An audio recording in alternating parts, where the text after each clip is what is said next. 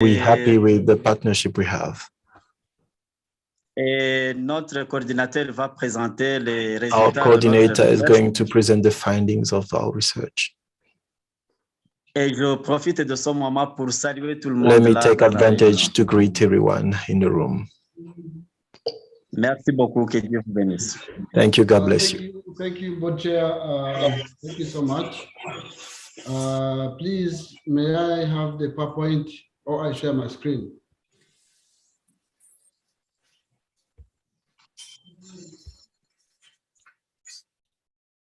Okay, thank you so much. Okay. Like every organization, every country is having a project with GIZ. REFAC also has a project that we are working with GIZ. The name of the project is Active CSOs for Inclusive Digital Education in Rwanda. Please, could you give me the next slide? Yes, thank you so much. This is the presentation outline. What are the success factors for EdTech in Rwanda? The other one is how about the failure factors. The other one is what does REFAC say? REFAC is pilot study, objective, target, group, scope, methodology, and findings. Then conclusion and implication. After maybe we may have some answers or questions from the colleagues in the hall there present.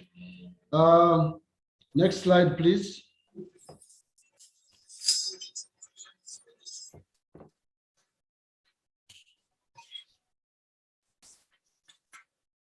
Next slide, please.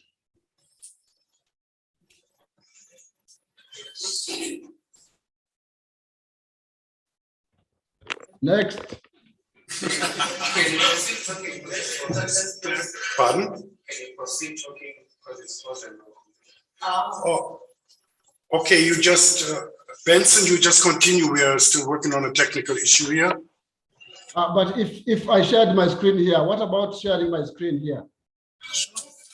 Yes, go try to share. Yes, I'll share my screen here.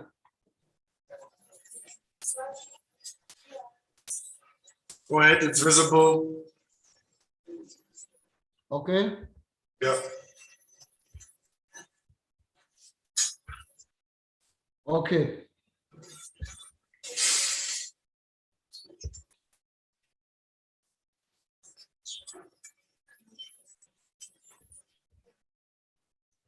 Thank you, colleagues. The success factors in Rwanda is the existence of institutional frameworks.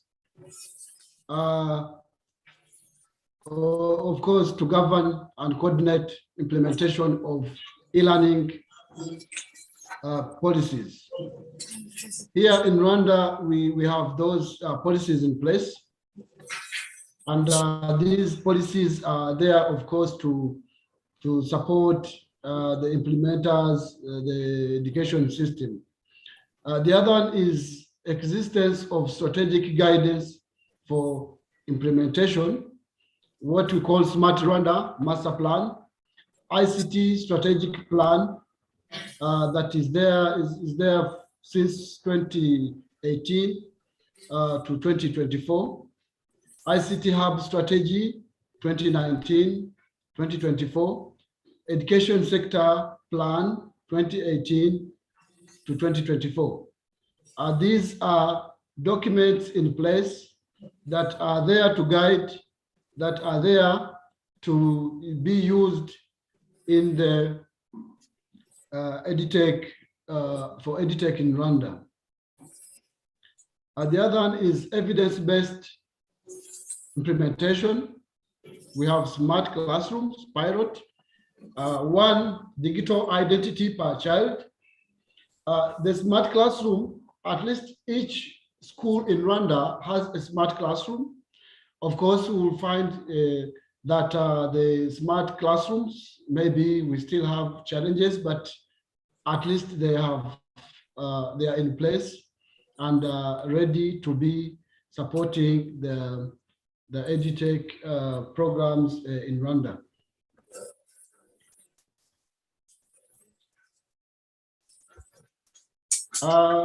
I talked of how about the failure factors. The failure factors, we have lack or limited knowledge on e-learning policy and regulatory frameworks. Those ones we still have a gap. And the next one is lack of technology infrastructure to translate policy into practice. There are no structures in place. We have also lack of or limited internet connectivity in the basic education facilities, rural, especially in rural versus urban. Here, lack of connectivity. We have, Rwanda has broadband all over the country, covering around 90%. But the challenge here is connecting to the broadband around is a big challenge. You may find a number of schools in rural areas without internet. And while we have the facilities around those areas, we have also lack of limited knowledge and skills to use ICT in teaching, plus limited availability of digital content. Here we find the curriculum in Rwanda, we have a gap that this is not digitalized. We also have a number of teachers that have not enough skills to use the ICT materials, the ICT,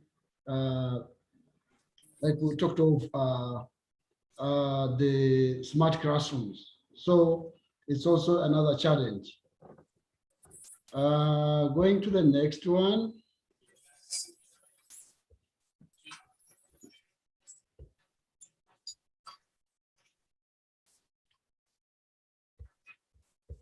Yes, this one is what does REFAC say? This is a study objectives through GIZ funded study on current ICT in education policy guideline and effects of COVID-19 on education sector in Rwanda. REFAC aimed to document current gaps in the e-learning policy implementation, especially during the COVID-19 period. Show Rwanda's current ICT opportunities in education policy guidelines and draw recommendations to improving the quality of e-learning. REFAC also still say that we have target and scope. The scope with when we are doing this survey or the assessment, the study was carried out in 29 schools across the country from all the 4 provinces and the city of Kigali. Rwanda has got 4 provinces, East, South, West, and North, plus the city of Kigali. The study targeted a total sample size of 792 respondents, composed of 399 students, male were 216 and female were 183. Also teachers, 393, including head teachers, 166, and 227, male and female. Both private and public schools from rural and urban areas were selected to get balanced feedback and assess any differing factors and effect in these geographical contexts.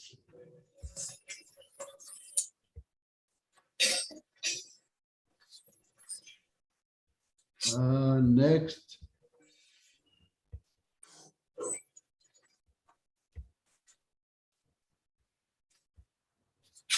Yes, the methodology.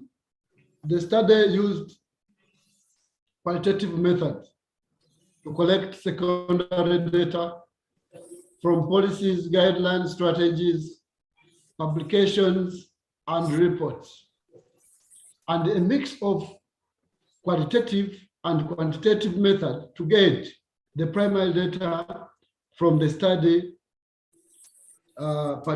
participants.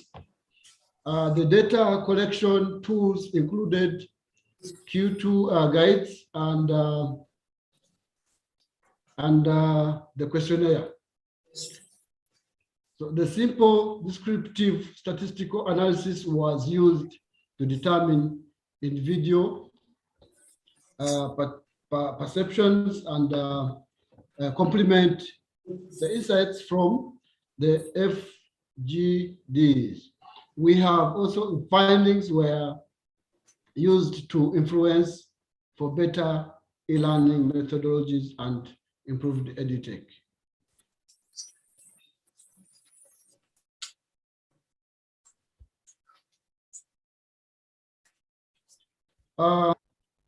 We have also, we talked of the study impact.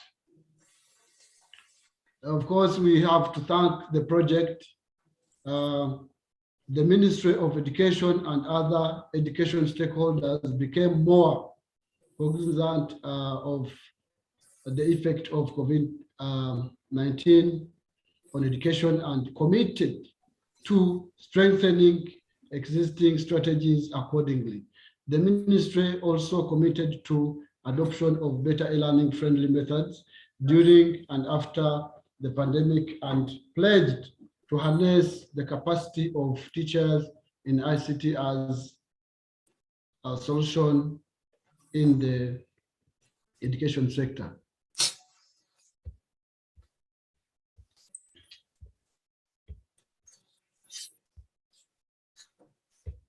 To continue with the impact, the ministry is conscious of the need to ensure extensive consultation in the development of policies and guidelines on the use of ICT in education and the wide dissemination of adopted policies.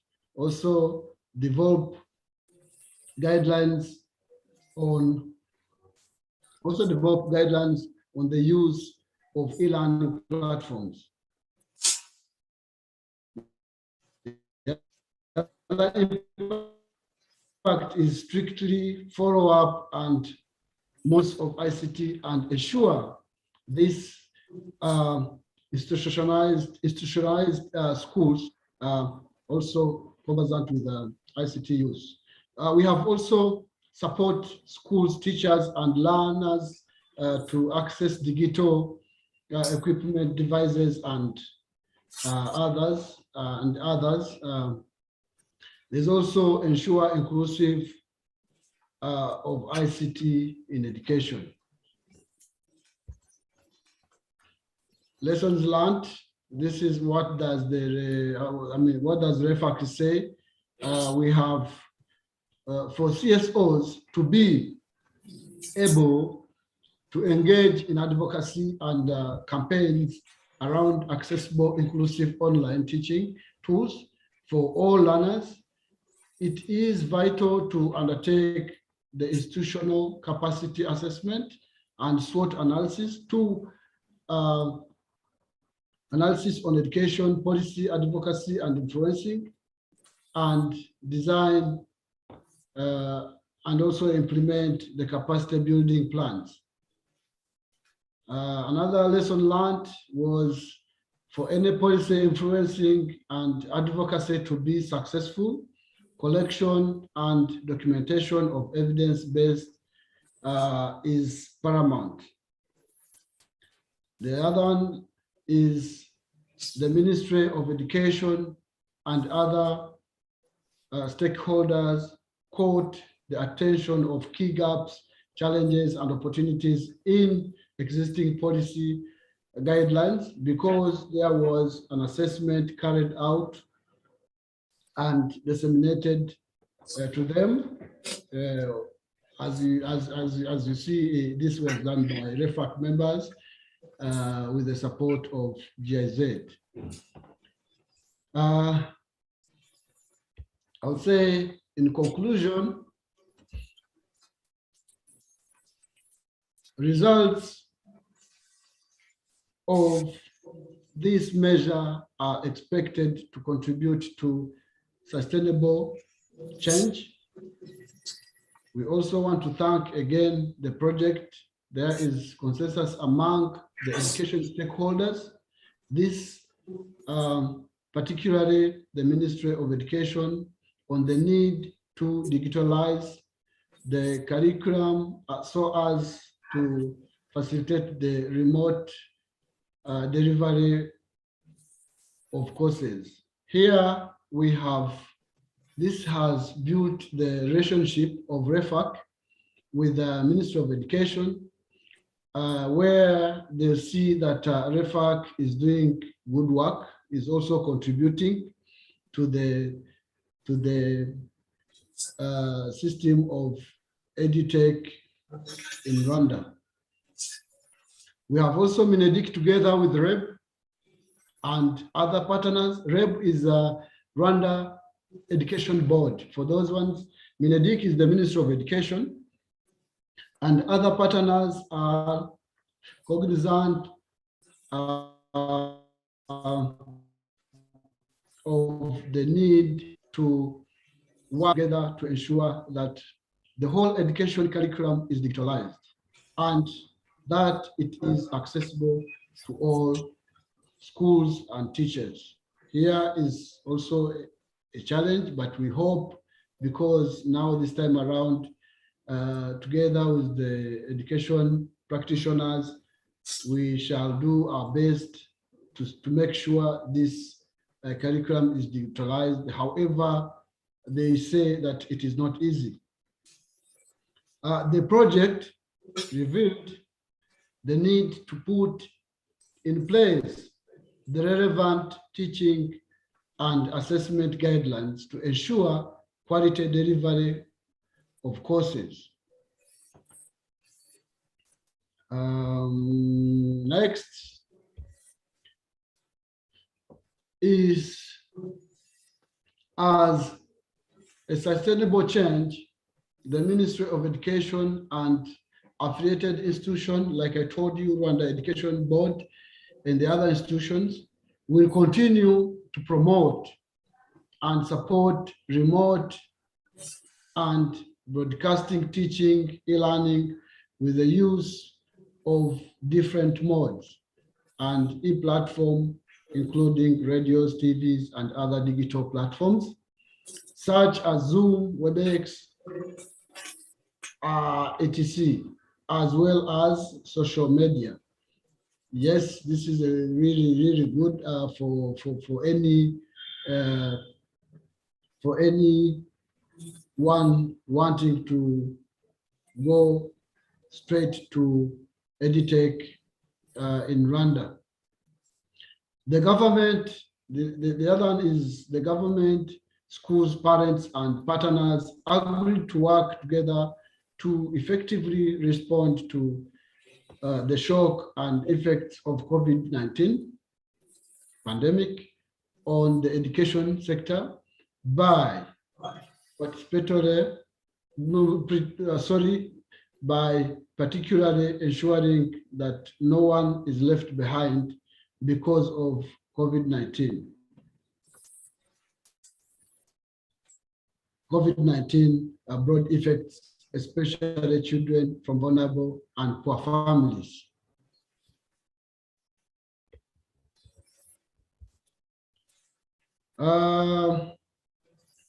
The government, this is the other implication.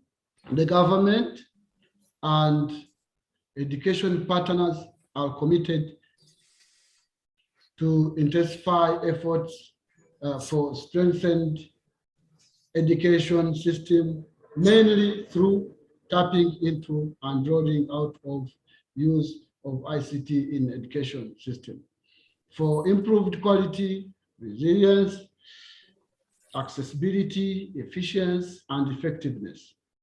The other one is also this will require further investments, engagements, mindset, attitudes change, and capacity strengthening, among others.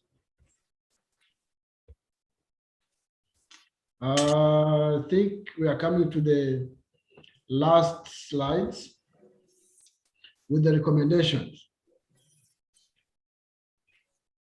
First one is ensure extensive consultation in the development of e-learning policies and guidelines, plus wide dissemination to all stakeholders in basic education.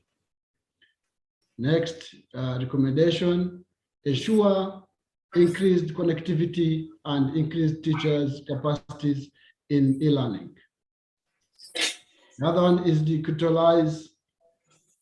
digitize the education curriculum and provide the necessary e-learning content to teachers.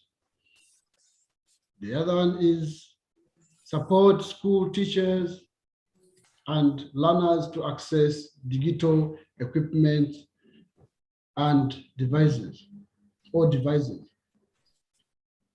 Ensure inclusive use of ICT in the basic education, in brackets, as you see, learners with disabilities. So I think this was the last slide. Dear participants, I thank you for your attentive listening. Thank you, Benson. Round of applause. Thank you to Benson and Emmanuel, the chairperson who greeted us in the beginning. So we have heard now what Rwanda REFAC has been engaging with so far. There may be a number of questions that want to be raised. I have Rhonda on my list. Rhonda, over to you. Hi, and good to hear you, Benson.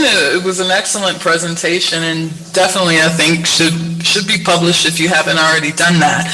One question I had for you was, in researching Rwanda and also my understanding of having taught there as well, it seems that Rwanda has a lot of stakeholders that would necessarily be responsible for EdTech. So has there been any discussion about forming some sort of EdTech council? Because it seemed through the research, particularly with the person that you connected me with there, that so many people are doing a lot of different things, and a lack of coordination is what is resulting in some of the findings that you shared in this study. So is the government thinking about doing anything like that, or no?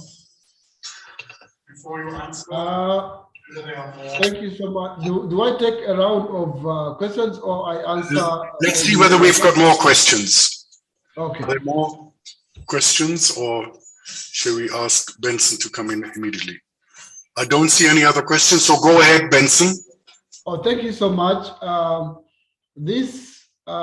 The question you raised has been discussed previously. We have what we call GLS, Joint Education Sector Working Groups, we have been mentioning this, and we are still looking at how this maybe can be coordinated. But we also have a regulatory of the ICT use in Rwanda. So I think this regulator, we always request the regulator to support us in maybe having a council or something like a platform for ICT or EdTech in Rwanda. But this point is taken. This point is taken. I think should be a very good start for REFAC, for Rwanda Education for All, to advocate for it. Yeah, and I think you all, perhaps as the coalition there, could lead such an effort, because I think, Yes. you know, some of the impacts, Rwanda, when compared to many countries, has a lot of willpower to go digital.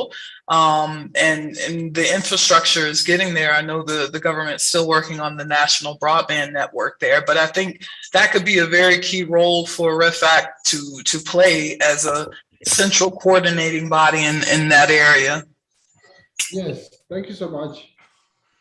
My suggestion would also be, it sounded like your joint education body is possibly the leg in Rwanda. Is that correct? The local education group? Yes, yes. GLS Okay. looks like a leg in Rwanda.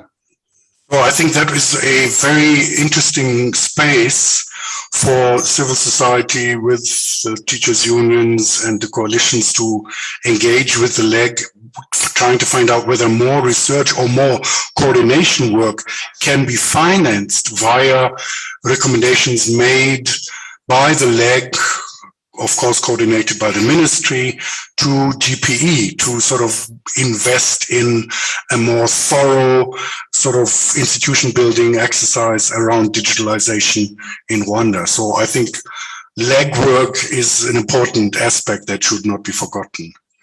Thank you. Yes, thank you so much, Wolfgang. REFAC was invited to attend the upcoming leg in October. So I think we are sitting together with other CSOs and coming up with a number of issues to present. And of course, we will be having that platform also to have Rwanda's idea on the table that day. Thank you so much. Okay, any more questions or suggestions? Mr. from Namibia, I forgot the name, sorry. Okay. So,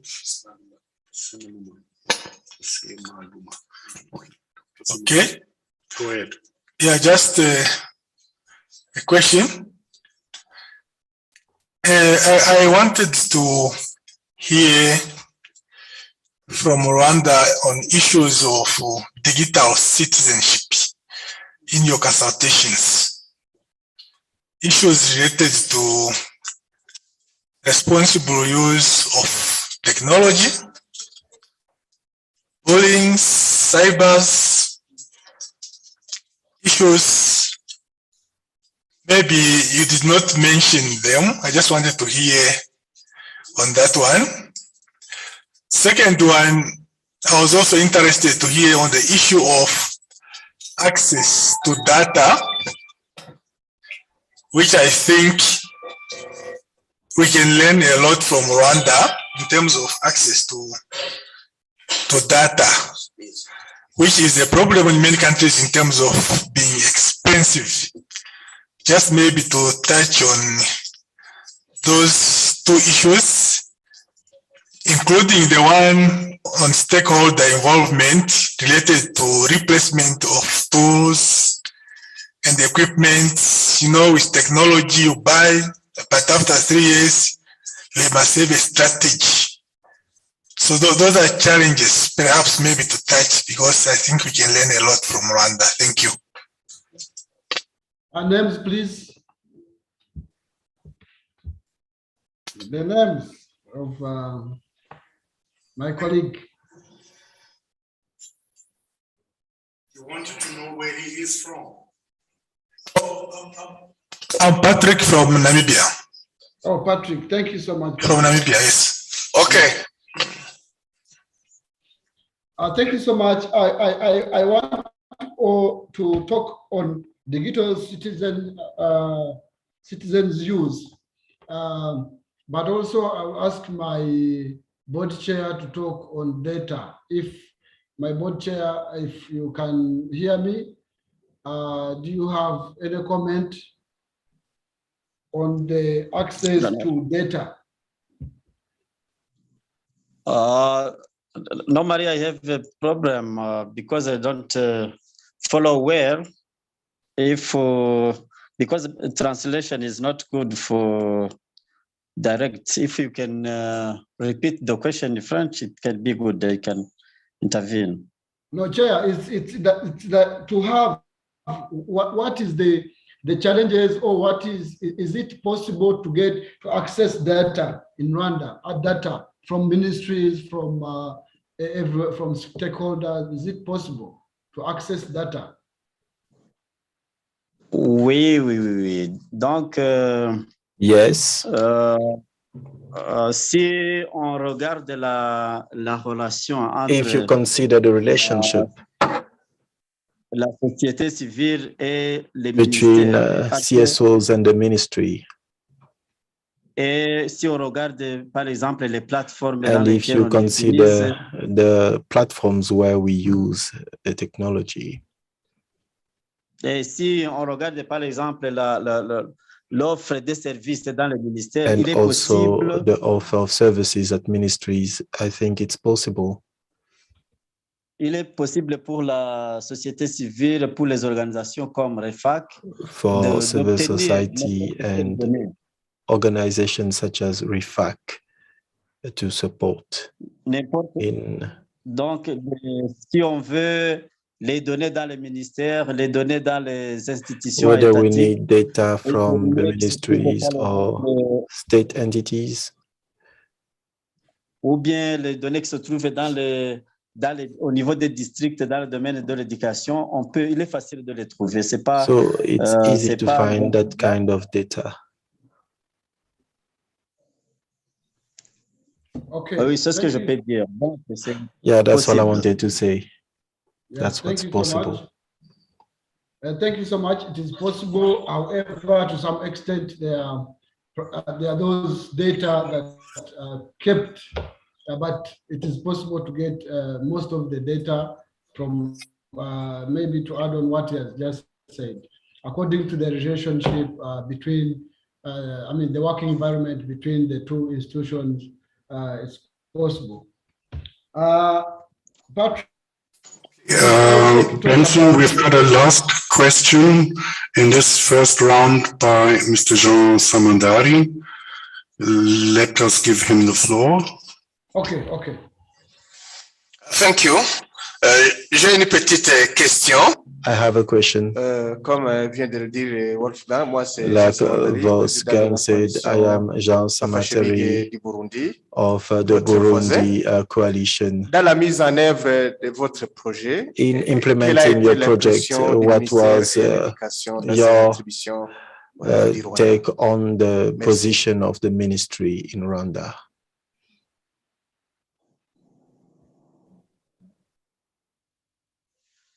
Vous dites quoi, Monsieur Samanda? Please repeat.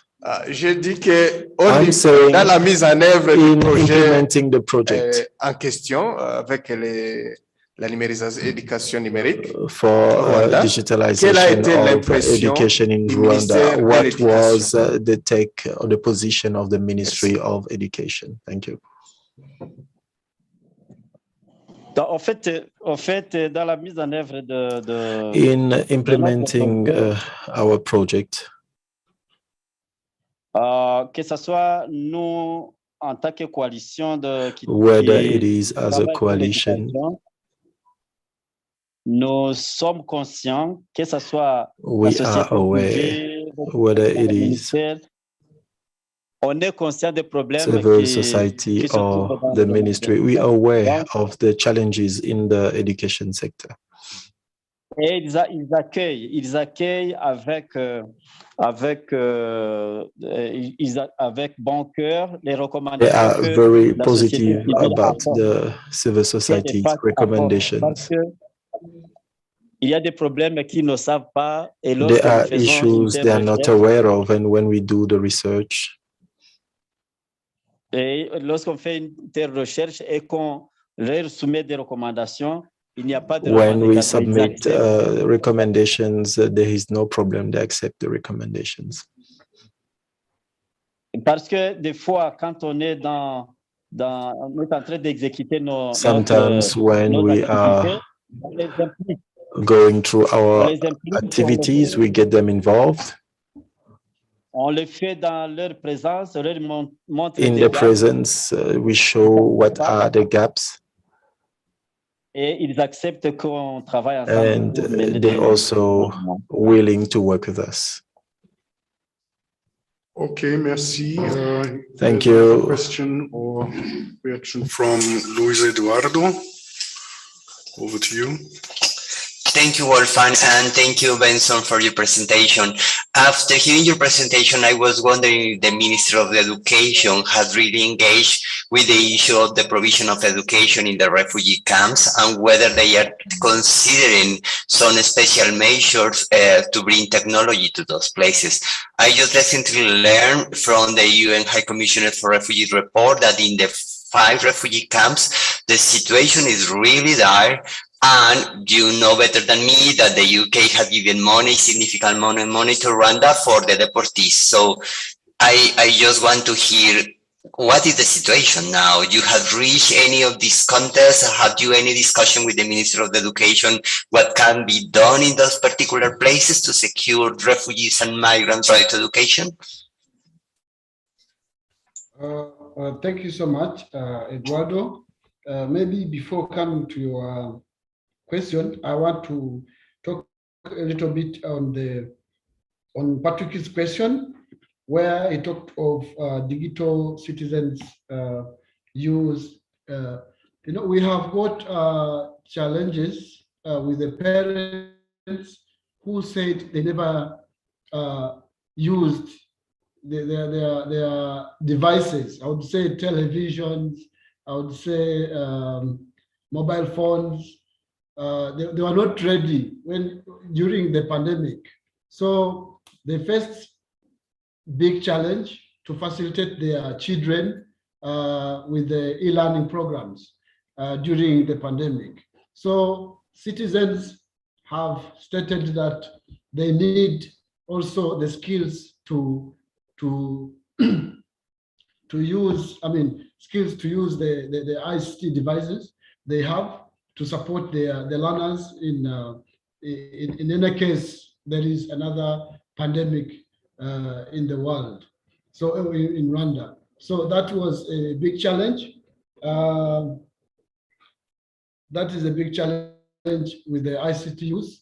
Also, the other thing, the government is putting in much effort to provide ICT devices to communities, like providing mobile phones to have, and they are trained to use them. So this is a long way to go, but we believe this will work out since the programs are there to support them. The other thing is Samandare, when my board chair talked of the participation of the Ministry of Education. When we were doing the assessment, among the respondents, we had local authorities, but in charge of education. So these people were giving a good picture representing the Ministry of Education at the district level and also at the sector level. So I think the involvement was there, and they're very clear with the challenges faced in the use of ICT in Rwanda. So Eduardo, refugee camps were not able for us during the assessment. We were not able to go there, but because going to the camps, it needs another process.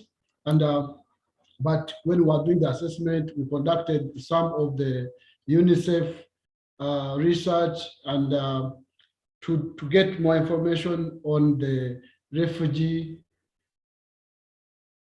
on the learners in the refugee camps. But the situation at the moment, I cannot tell, but we still have challenges in the refugee camps, especially when it comes to the use of EdTech.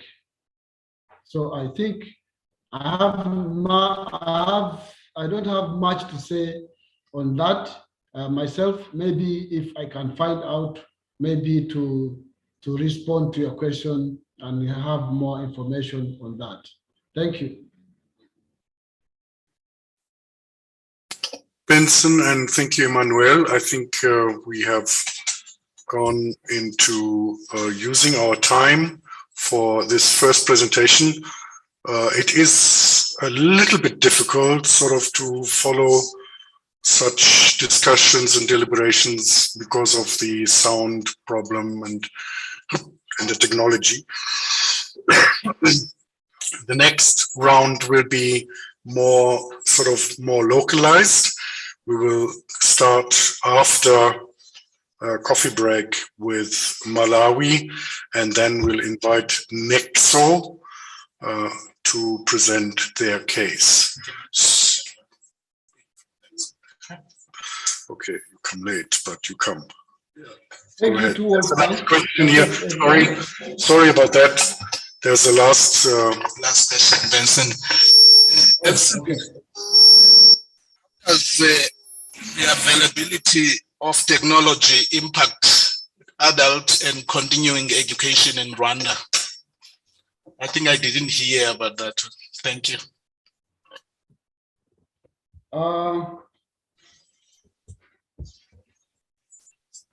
Yes, you're right. You did hear that, and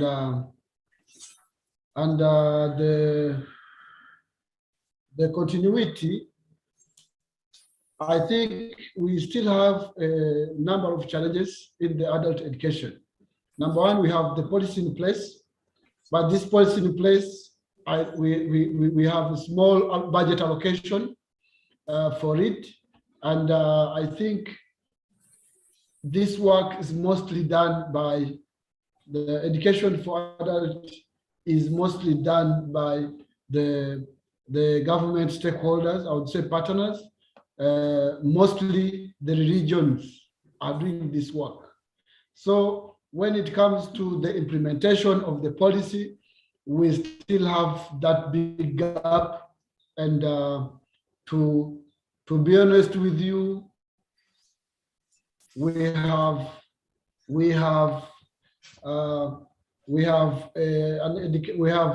REFAC we have groups, we have literacy groups, and the findings from the group show that also what was being done by the regions and the other stakeholders has really gone down to around 30%. So you see there is a big challenge to adult education, leave alone having the devices in place, but also the education is a big challenge for these people. So I think we don't have the availability. I mean, the availability of devices to use in the adult literacy is still a big challenge. So I don't know whether I've answered your question, but it's a little bit complicated when it comes to that. All right, I think that's an orientation that we can keep in mind when we talk about advocacy and how to extend this whole approach of digitalization, that we are not only talking to formal schooling aspects, but also look at inclusivity. Thank you for your presentation, and thanks to Emmanuel to also be present. We are going to continue to be online for you so that you can also follow into the sort of presentations of our other country colleagues. For now, we are going to make a break now, and I would kindly ask you, we are nicely in time, I'm very proud of myself that I've been able to steer us through. So please be back in 15 minutes. Bring your coffee cup with so that you can still indulge in coffee and tea, but we can continue to be punctual. Thank you so much. Thank you so much. Right. Benson, have a good one. Thank you. Thank you.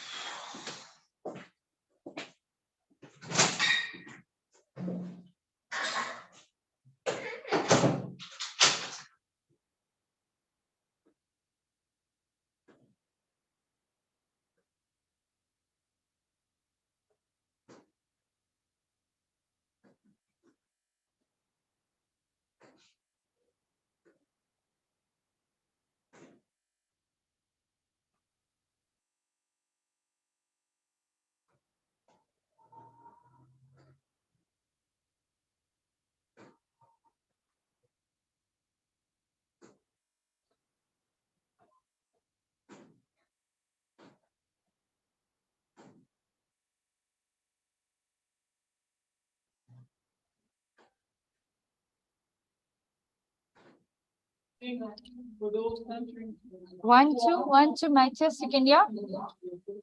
Can you hear me? You can hear you.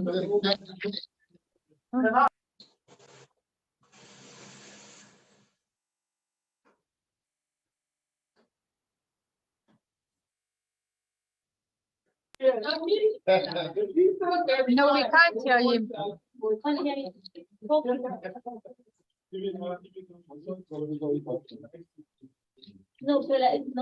My volume is on, everything is fine. Oh, yeah. Whatever you're doing is coming. I can hear the. Talk to me now? No.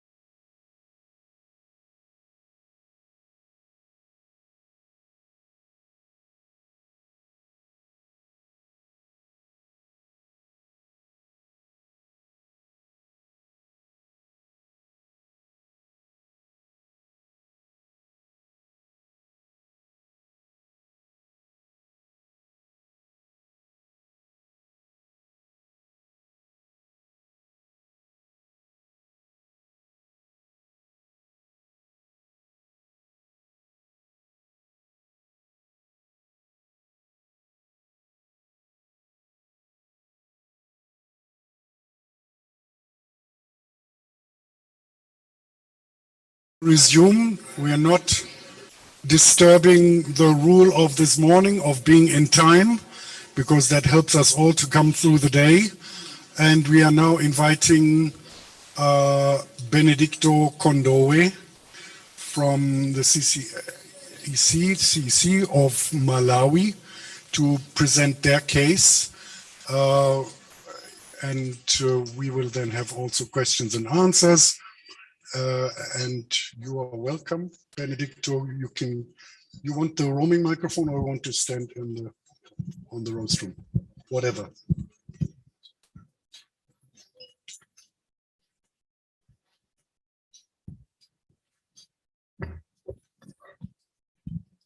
Because I want to be seeing the. Oh, you want to roam? Yeah. You want to roam? I think so. Yeah. That's fine. Yeah.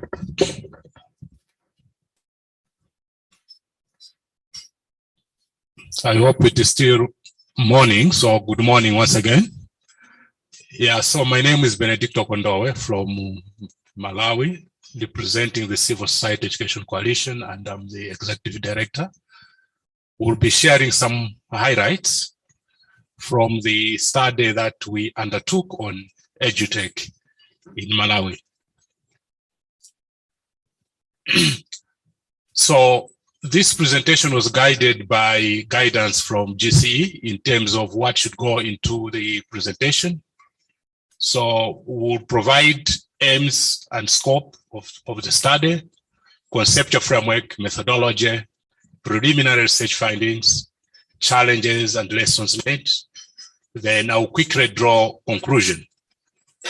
But as we do that, this is the context of EduTech. So as we'll be sharing the findings of the study, I have the two pictures that we have provided.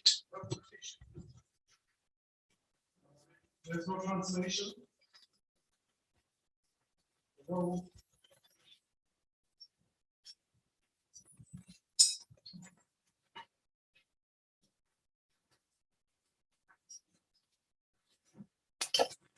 Can you speak for the French? Is it good now? Is your machine on, your device? Okay. So you can continue, yes. Yeah, so that's the context of EduTech in Malawi, a huge divide, digital divide, especially if you look at the urban-rural divide.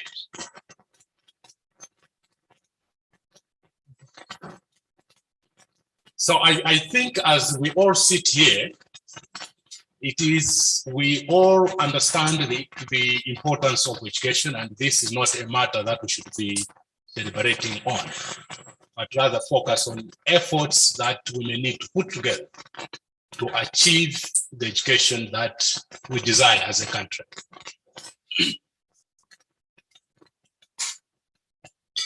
So the aim of our study was to conduct an assessment of both best models for designing and implementing EduTech in primary schools in Malawi. So a specific focus in primary schools.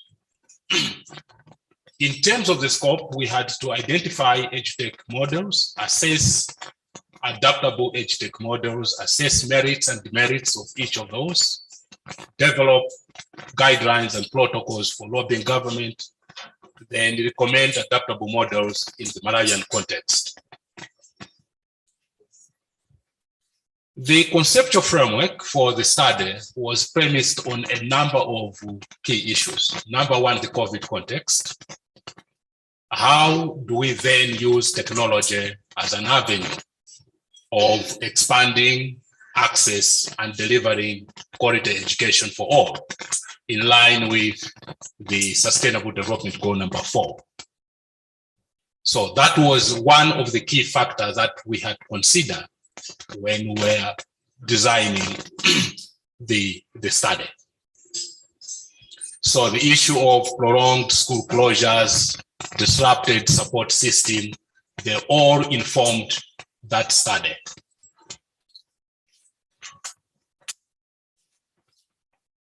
Secondly, the issue of divide, because we already noted that there were a huge digital divide in respect to access.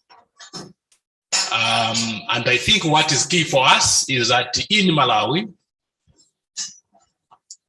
as of last year, only 14% of Malawians had access to internet, only 15% of a population of 18 million plus, only 14%. Then 17% have access to television, 32% access to radio, and 52% have access to mobile. Of the 52%, only 40% have access to smartphone. So also a huge divide there. Then the third point was inadequate policies and investment towards edutech innovations and programs. Finally, negative community attitudes and mindset towards edutech, where the general population believes that education is about physical presence in a classroom. Anything less than that is not education. A huge issue we have to deal with, and I think as stakeholders will continue to deal with. In terms of methodology, it was largely qualitative, grounded in strength, weakness, analysis that drew on appreciative inquiry of the many dimensions that are critical. So we did literature review, key informant and individual interviews with a wide range of stakeholders, policy makers, policy planners, development partners, parents, teachers, students, etc. Quite a varied number of stakeholders. Then we had data collection tools that we use to capture data, assessment of the models, but key focus for us, other than grappling ourselves with challenges, we thought it would be important to focus on positive lessons that we needed to take forward, because we knew that we were running out of time. So just complaining about the challenges could not have helped us in any way. So apart from highlighting the challenges, we really wanted to focus on positive lessons learned. In terms of the preliminary findings from literature in respect of general observations, we noted that there are three key edutech models that are being implemented across the globe and within the region in terms of the basic technologies that are being used in terms of the radio program, virtual libraries, WhatsApp lessons, etc. And those were some of the advantages and disadvantages, merits and demerits as requested.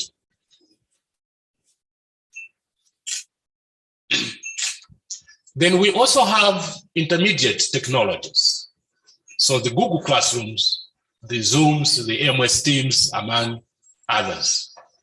I think in the interest of time, you have access to the presentation to look at the advantages and disadvantages.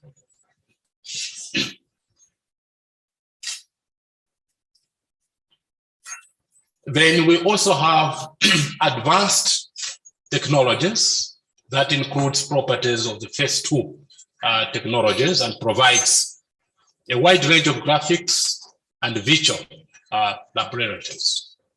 And these also include the aspect of graphic-aided lessons that make lessons more exciting and motivating to learners.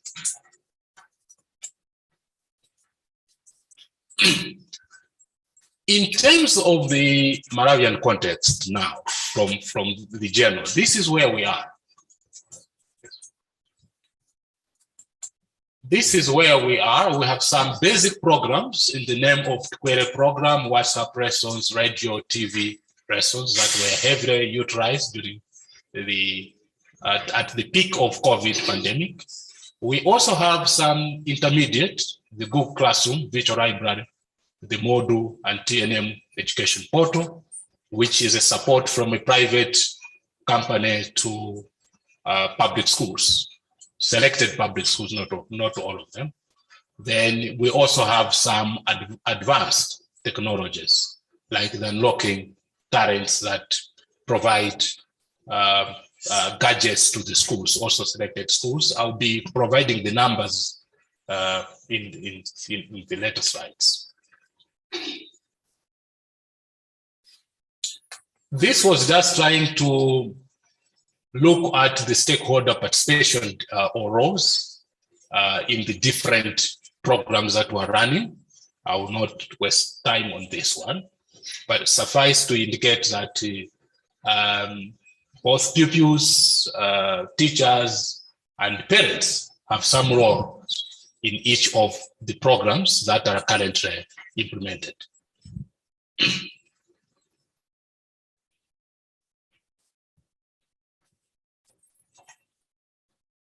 Yes.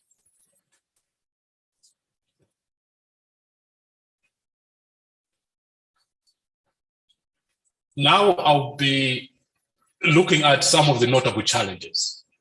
So one of the notable challenges has been to do with access. So if you look at the unlocking talent, we're only targeting standard 1 to standard 3 only. Vous savez très bien que les appareils sont assez chers, assez coûteux. Au Malawi, on ne peut pas tous nécessairement se permettre cela parce que la majorité des habitants vivent sous le seuil d'$1 par jour. Et on s'attend à ce que vous achetiez ce genre d'appareil. C'est un problème. Et puis bien sûr, les leçons les cours sont offerts durant la pause déjeuner. Et puis après, il y a la réparation. Ce qu'on appelle l'entretien pour les programmes actuels, on n'a pas trop vu ça. Donc vous voyez qu'il y a des appareils qui ont été utilisés pendant 2 à 3 mois. Et puis après, il y a un problème d'entretien. Et puis, la portée. Pour les écoles primaires au Malawi, nous avons environ 6 millions. Mais si on regarde à ce programme, nous n'en touchons que 355 à travers 14 districts. Donc, de 6 000 écoles à 355, vous verrez que la portée est assez problématique. Et puis, en ce qui concerne les élèves que nous avons été capables d'atteindre, c'est 2132 élèves. Vous voyez que les chiffres sont assez limités. Je pense que la qualité à ce niveau devient assez évidente.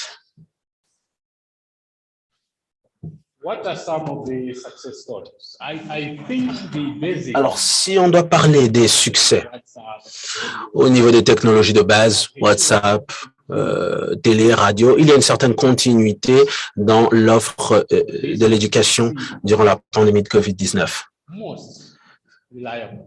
Ils ont été considérés comme les sources d'éducation les plus fiables. Cela a également fait baisser la charge de travail des enseignants sur la durée. Ça a allégé la charge. Et puis, avec la technologie, vous réduisez les contacts entre les élèves et les enseignants parce que vous avez des groupes beaucoup plus larges. Donc, c'était un peu plus facile de travailler sur ces plateformes. Ensuite, bien sûr, élimination des disparités et des compétences. Vous utilisez tous la même plateforme. Donc, les inégalités sont un peu réduites en ce sens. Donc, ça, c'est quelque chose que nous avons remarqué en ce qui concerne les réussites. Avec le soutien du GIZ, lorsque je considérais les modèles d'EduTech de base, intermédiaire et de pointe, vous verrez qu'aucun des trois ne nous a donné des modèles de projection comme, ou plutôt les modèles avec le projecteur. Nous avons considéré ceux avec les projecteurs pour pouvoir s'adapter à notre contexte local. Et notre contexte, c'est que nous avons de gros effectifs. Nous avons très peu d'enseignants et les infrastructures sont assez limitées. Donc, le modèle avec projecteur va dans notre sens. L'une des autres choses, c'est qu'ils sont moins chers, et rapport qualité-prix, cela va dans le sens du contexte. Et puis, bien sûr, effectif pléthorique, très peu de capacité dans le domaine numérique, très peu d'enseignants. Ici, je vous montre des images, donc quelques étudiants, quelques élèves plutôt. Je n'ai pas de télécommande. L'enseignant est là-bas avec l'ordinateur. Et vous voyez les élèves qui regardent à l'écran, comme vous pouvez le voir dans l'autre image. Ou plutôt, dans l'autre image, l'enseignant est sur la plateforme. Donc, ils peuvent se mettre dans cette situation lorsqu'ils ont une classe de ce type. So, from the findings, we have taken the findings further by engaging different stakeholders. Nous avons donc engagé des dialogues avec différentes parties prenantes. Vous avez vu que nous avons remarqué que certains ministres de l'éducation de la SADC sont venus à un sommet au Malawi. Et puis, bien sûr, maintenant, la présidence est allée à un autre pays. Mais nous avons utilisé cette opportunité pour engager des échanges et des dialogues avec les ministres de la SADC dans le domaine de l'éducation. Parce que nous nous focalisions sur la formation et la numérisation de l'éducation. Which had to be submitted to the meeting, and that's what happened there.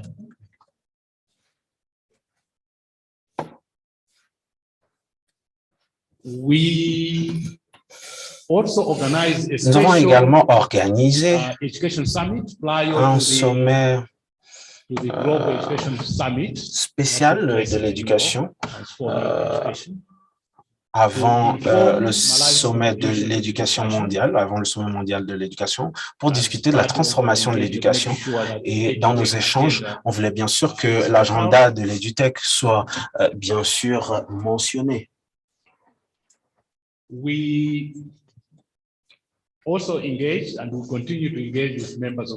Nous continuons d'ailleurs le dialogue avec les membres du Parlement en regardant au rôle crucial que les membres du Parlement jouent. L'EduTech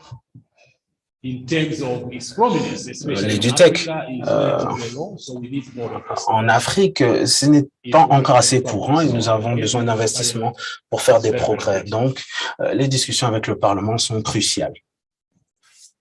Et puis, bien sûr, l'attitude, l'état d'esprit, c'est quelque chose qui représente un obstacle. Donc, il faut faire en sorte que sur différentes plateformes de réseaux sociaux, nous puissions nous assurer que nous puissions améliorer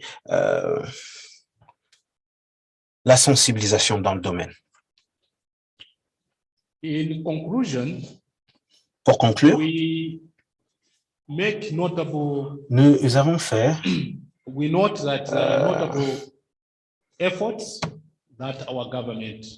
des remarques.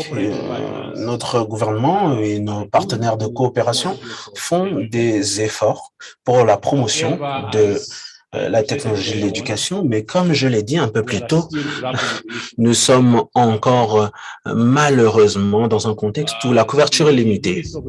Le ministère de l'Éducation est également dans la phase de développement de politique pour tous les secteurs de l'éducation et les secteurs de l'éducation, que ce soit primaire, secondaire et supérieure. Pour des raisons de durabilité, le CISEC est en dialogue avec le ministère pour adopter des modèles de base et beaucoup moins coûteux sur le court terme et pour bien sûr élargir l'accès. Qu'est-ce que nous devons faire sur le court terme, le moyen terme, le long terme? Bon, nous avons un besoin maintenant, donc nous devons nous focaliser sur des modèles moins coûteux et moins onéreux qui peuvent nous permettre de faire des progrès. Mais tout en faisant cela, nous sommes conscients du fait que nous devons nous engager dans la voie de l'inclusion dans la technologie. L'ODD 4, c'est ne laisser personne pour compte. Ne laisser. Donc, nous devons considérer tous les modèles technologiques que nous pouvons adopter pour élargir l'accès et être les plus inclusifs possibles.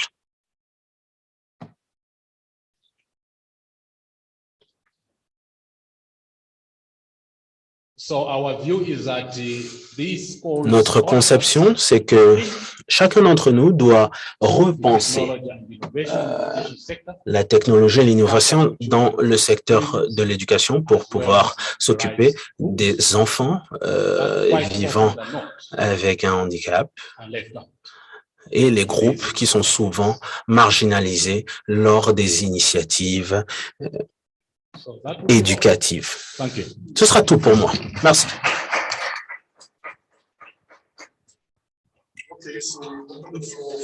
Alors maintenant, nous allons donc permettre au Luis Eduardo. Thank you, Wolfgang, and thank you for the presentation, Benedicto. I have just a quick question. You mentioned this school with over 2,000 students and only 30 tablets. I was wondering how the tablets are used, how they are distributed, what happened in the classroom, the problems perhaps some students having the tablet, others not. Can you share some of these? Because the figure talking itself, but it would be good to know what happened real in this kind of context.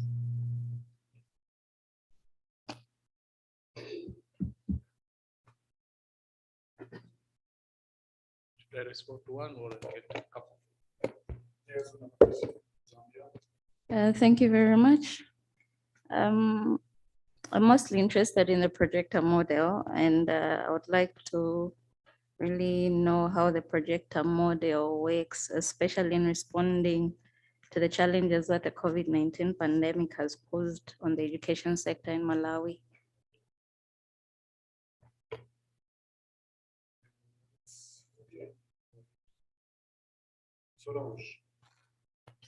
Thank you, Benedicto, for the presentation. Mine will be around the maintenance of the technology. I think it resonates in me because we do not have usually the capacity to maintain.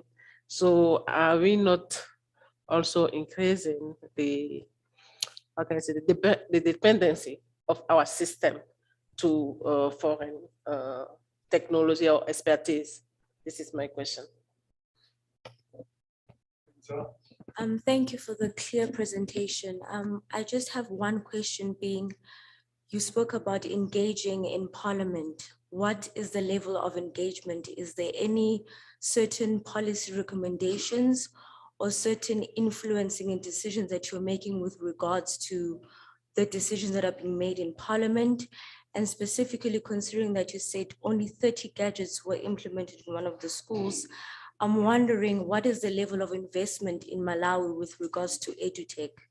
Thank you. I didn't understand the issue of the projector models. Is it about provision of projectors, or is it on specifications? I'm just not so sure. Thank you.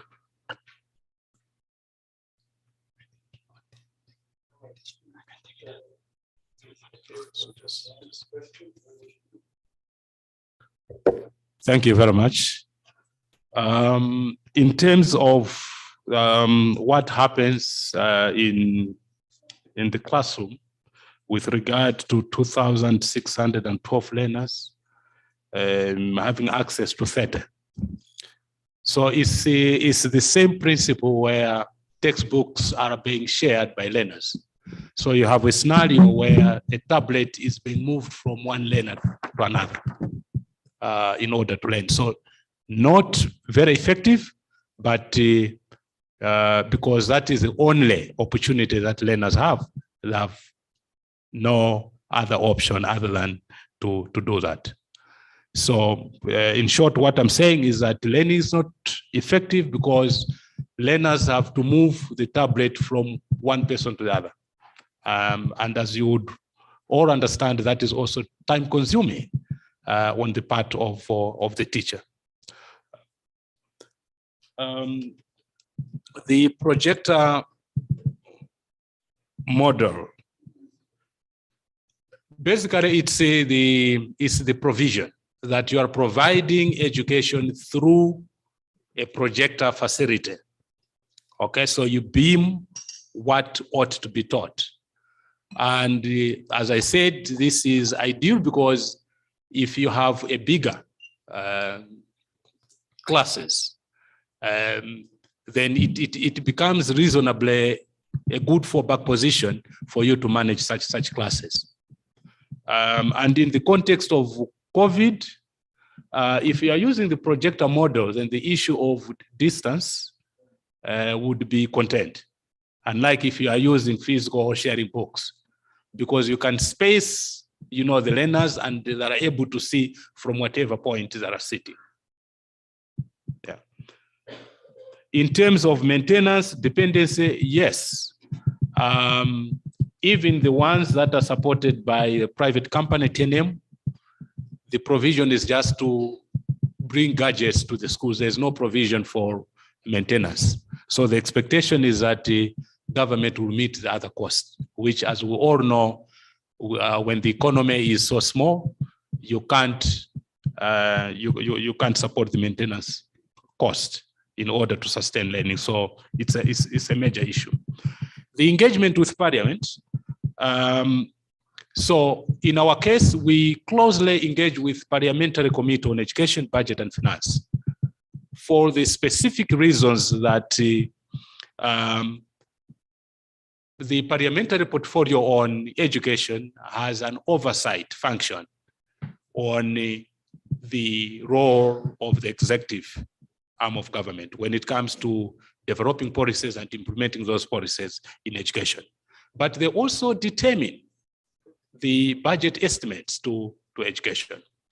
So as I said, investment in edutech has been quite dismal, honestly speaking. So our engagement with this parliamentary portfolio are aimed at ensuring that the allocation towards edutech is enhanced. Otherwise, we'll remain where we have been the last 2-3 years. So that's the purpose of that engagement. But more so appreciating the fact that within our parliamentary standing orders in Malawi, Parliament can increase a budget allocation up to 10%. So our engagement is aimed at ensuring that where the Treasury has not done the needful, we can engage Parliament and move them to increase certain allocations. I will invite Kisa to maybe shed more comments on the projector model. Thank you so much, sir. Maybe just to shed more light on how the projector model works. Firstly, as every country has got its own syllabus that they push. So as a coalition, we work with the Ministry of Education to give us the content which they deliver in the schools. And then what we do, we digitize our own content.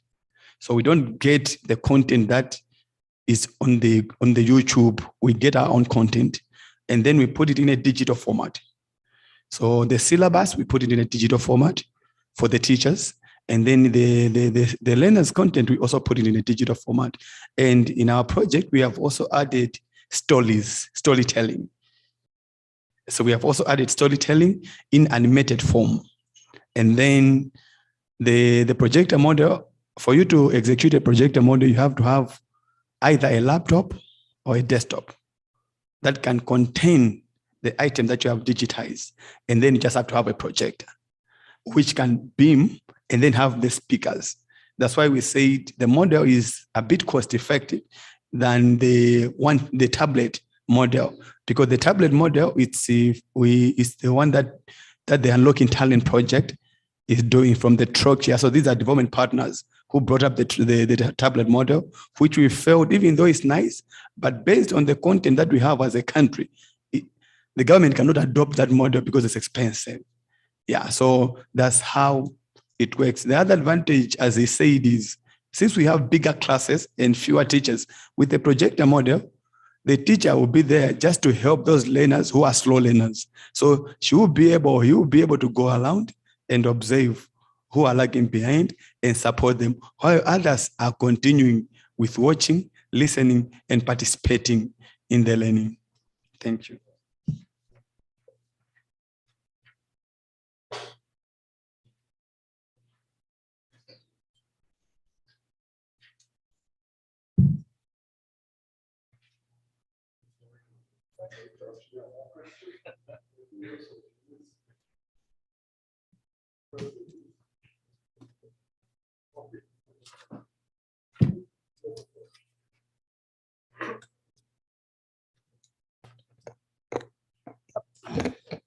Merci. Ma question, j'aimerais entendre dans sa présentation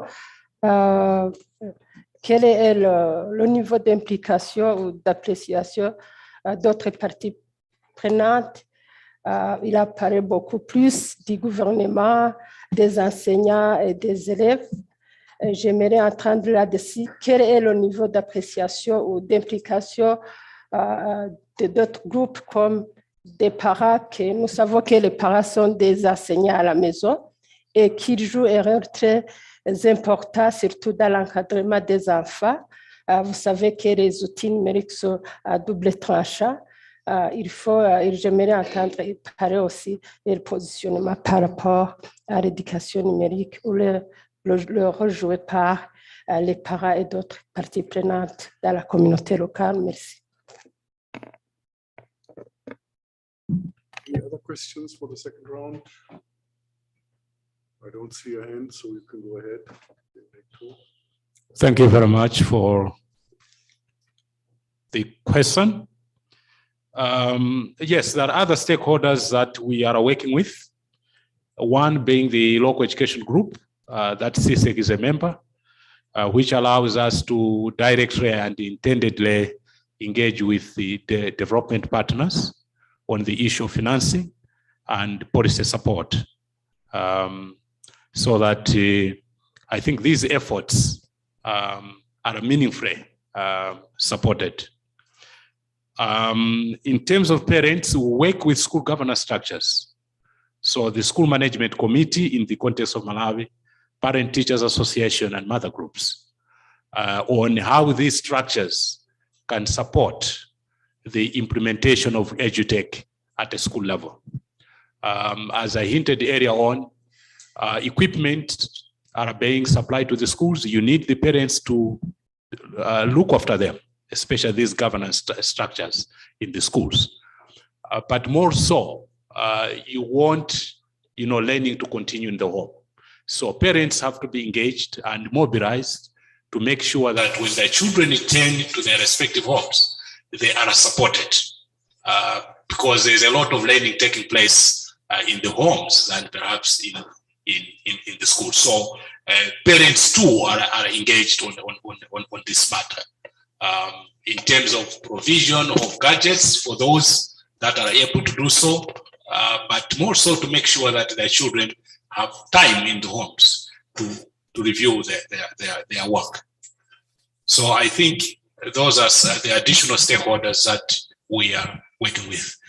The private sector has also been crucial. I did indicate that one of the innovations is being supported by a mobile company, TNM, but more companies now are coming in to support the schools, either by providing desktops, some provide tablets, etc. The only challenge has been that the support hasn't been coordinated, and that is an issue that we need to take up. Okay, I see there's one more question there from Madagascar. Merci de m'avoir donné la parole. Thank you. Excusez-moi, chers collègues. Ma question se focalise I'd sur like to find out more on vous opérez la stratégie de how do renforcement you de capacité work pour for le suivi des capacity strengthening when it comes to learning outcomes. How is it happening for follow-up from the teachers, from the parents? Because I'm not sure whether you have some parents who are illiterate.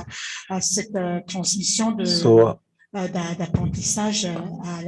how is the learning shared in the house? Thank you.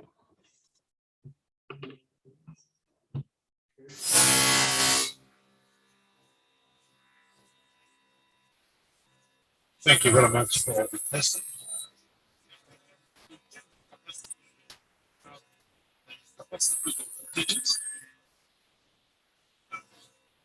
This certificate that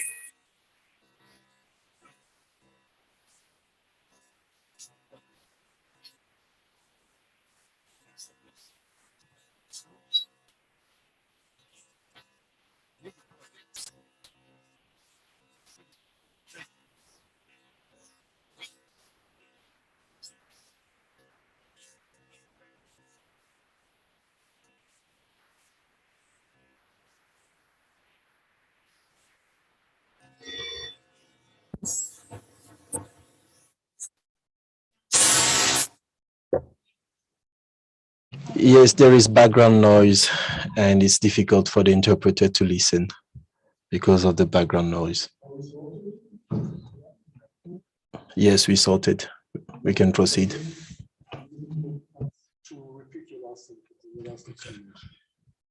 So I was saying that we have capacity building initiative targeting teachers.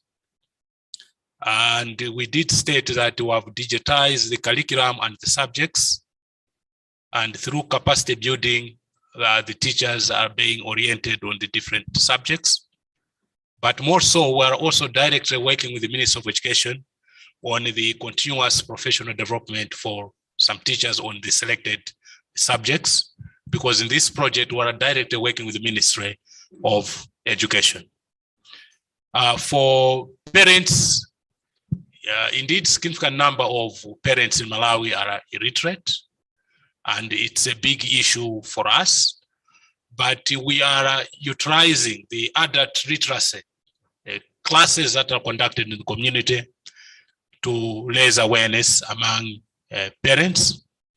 But we're also working with traditional leaders and religious leaders so that they are able to pass on and sustain the information that ordinary stakeholders, ordinary Malawians are supposed to receive.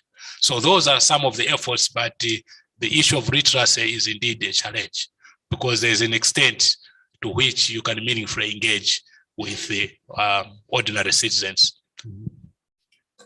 Thank you, Benedicto. I've got one question myself. When you say we digitized curriculum, how do I understand that? Is that a Moodle platform, or what happens when you say we digitalize curriculum content?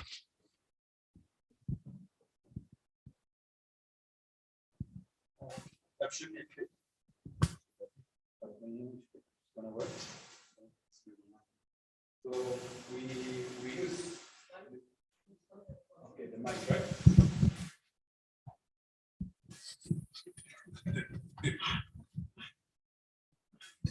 So there are three approaches that we have done. The first one, it's whereby we have modeled a teacher who stands in front and who acts like she's teaching. The other one, we have animated, like we put in a cartoon animation format, the stories and the content. The third one is whereby those animations, they are talking and they are moving. So there are three format. What we wanted was to use the pilot to see which ones do learners engage more, so that as we are scaling up, we can really comment to government to say, okay, fine, we have tried this. I think learners are more interested with this one, and this is the approach that we might encourage you. Yeah. Okay, I think we have reached the limits of our time slot. Thank you very much to Kisa and Benedicto. Some very interesting elements in what you have tried out and what you piloted. So certainly a lot to be learned of.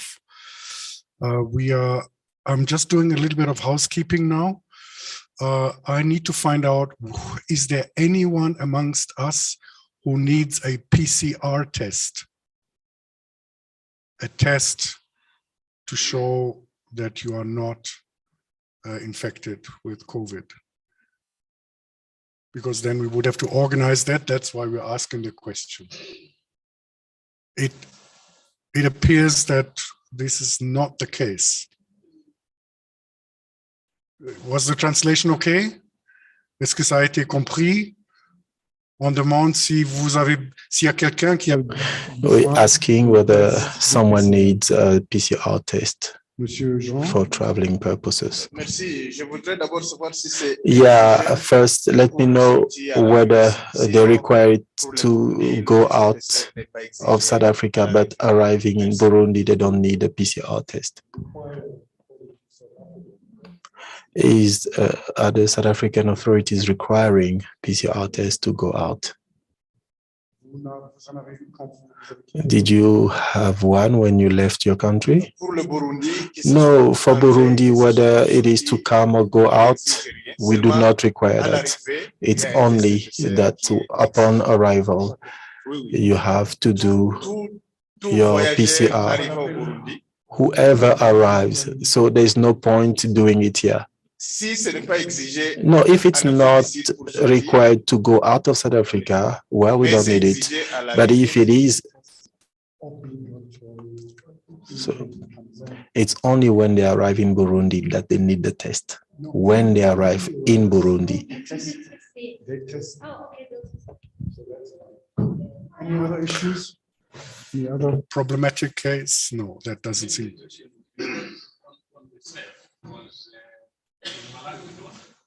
But I think we need to seek guidance whether it is a requirement that we need to show a PCR at the airport as we did.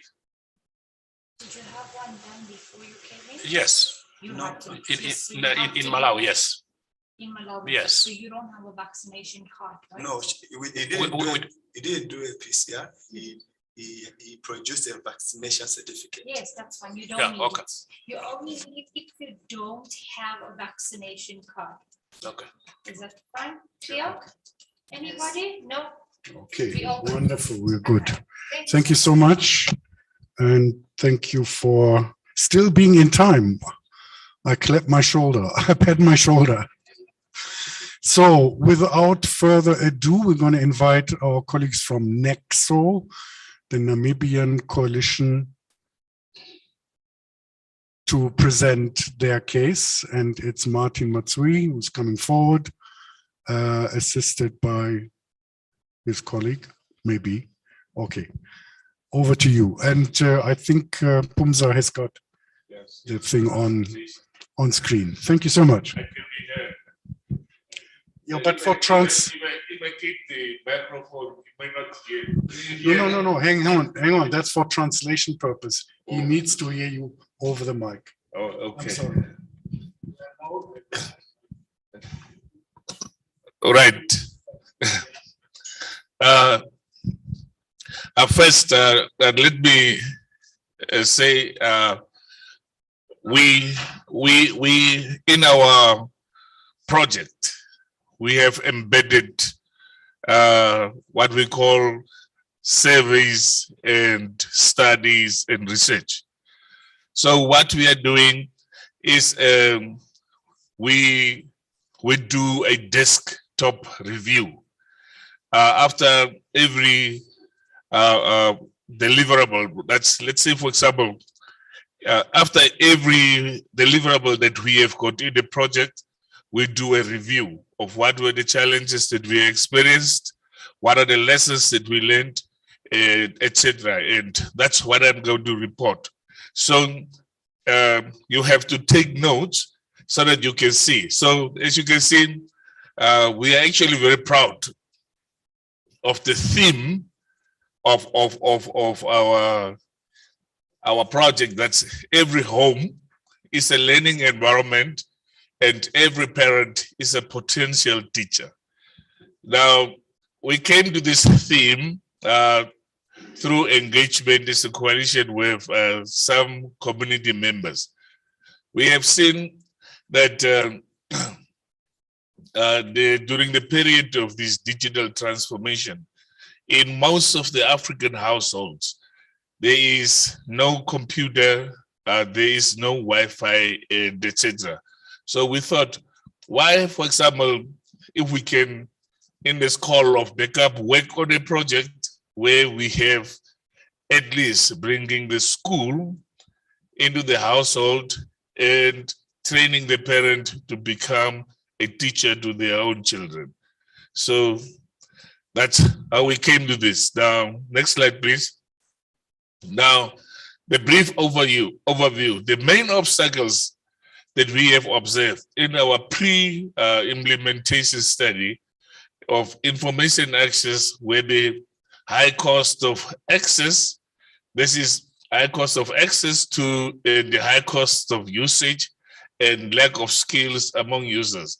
Now, what we mean is high cost of access to gadgets like smartphones, laptops, and PCs.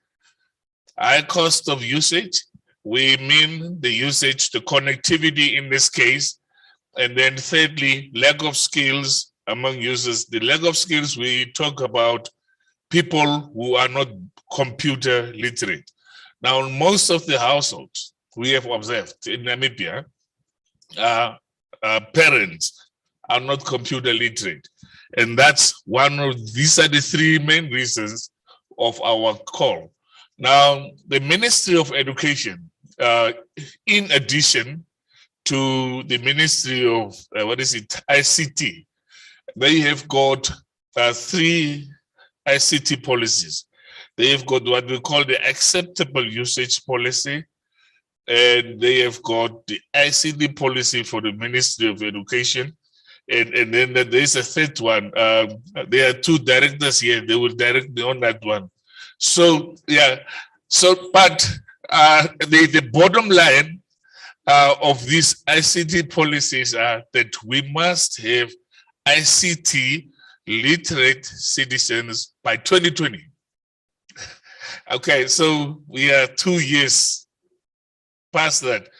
So, and maybe they need review to go to 2030 because these policies were drafted around the time of the Millennium Development Goals. That was around 2012, 2013, I think. So now, what we have also observed is that the World Economic Forum, the Global Information Technology Report, also reported in 2018 that the Namibia ranked 103rd out of 135 countries in the Network Readiness Index. Now, if you talk about Namibia, you talk about a country who has got 98% coverage of network coverage. So now, for a country to be ranked this, with all these accessibility, with fully modern digital and fully digital telecom network, it's actually very disappointing. Now, live stats in 2016 also indicated that only 15.6% of the population used internet in Namibia. That was internet live stats. So at a growth rate of 0.4. So by 2022, this year, only 20.8% of the population will be having access and using the internet services. So we are talking about approximately 3 million people in Namibia.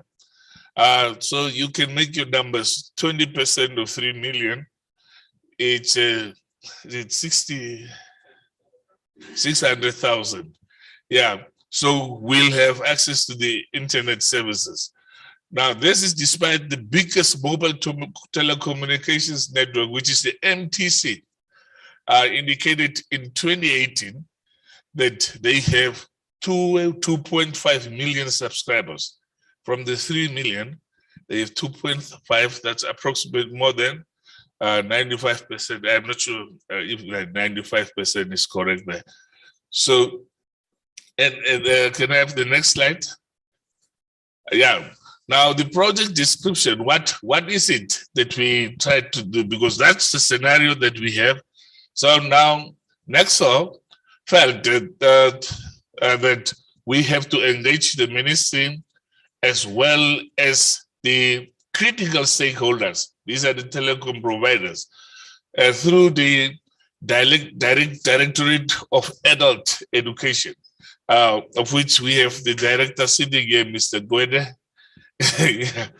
Yeah, so, and we had very, very constructive meetings with the Directorate of Adult Education, where we engaged them into signing a memorandum of understanding. Now, the memorandum of understanding is yet to be signed. It's still with the legal drafters of the government, who actually take ages, but we came to a gentleman's agreement that we can roll out while we are still with that agreement. So Directorate of Adult Education, and also to train households on basic computer skills to give support to their children when schools give online tests. Now, when I'm going to talk about the expected results, you are going to see schools and NANTU and the Ministry of Education are trying to train teachers. But what we have observed in our desk review is that schools, there are approximately 1,700 schools in Namibia, and 1,900, and of which, for example, close to 800 are secondary schools. 90% of the secondary schools have got computers. They have computers, even those without electricity. And these computers are locked up somewhere. They are not used. Yeah. We took Wolfgang to several schools, and we had to show him that the person assigned to deal with les personnes qui étaient chargées de ces ordinateurs elles ne faisaient rien avec ces ordinateurs. Les ordinateurs sont là, il y a des salles d'informatique, mais les apprenants, malheureusement, ne sont pas à même d'utiliser ces ordinateurs. Donc, la mise en œuvre pose problème. Dans notre cas, nous travaillons avec in collaboration with the ministry. And when it happens, these computer rooms are revitalized. Nous allons raviver ces salles d'informatique Et lorsque les élèves auront des devoirs en ligne, nous voulons que les élèves et les parents soient prêts. C'est pourquoi nous avons fait cette analyse stratégique pour l'enseignement général et avec les fournisseurs de services Internet. Et nous voulons que ces derniers puissent fournir des forfaits pour les formations, donc à coût réduit pour le Wi-Fi et pour les appareils, que ce soit les téléphones, des smartphones, des laptops, des ordinateurs de bureau. Quel que soit le choix des parents, ils peuvent les fournir à des coûts réduits sur la base de paiements en tranches. Par rapport au déploiement, il y a des questions telles que, bon, vous êtes une coalition et vous n'avez pas accès aux parents, vous n'avez pas d'infrastructure ni d'installation. Alors, on utilise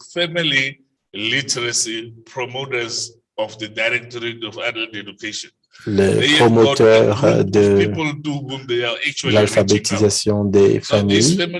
Donc, à travers ces promoteurs d'alphabétisation de familles,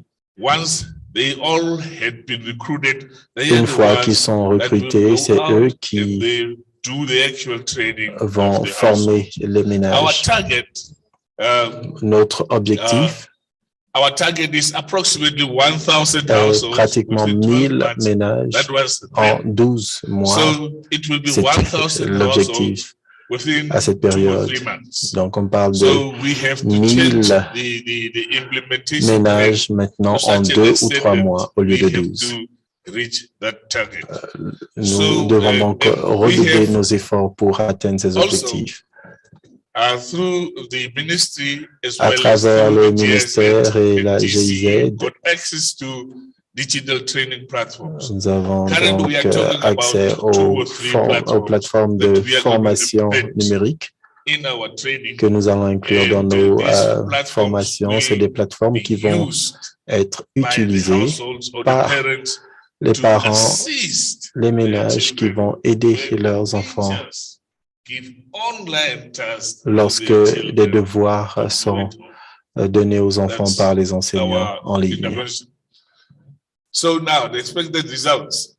Par rapport aux résultats attendus,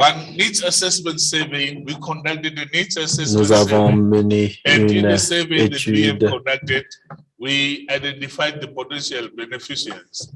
de l'évaluation des besoins pour savoir quels sont les défis, les niveaux de formation. Le rapport complet est disponible et nous voulons concevoir une page Internet où il y aura le rapport.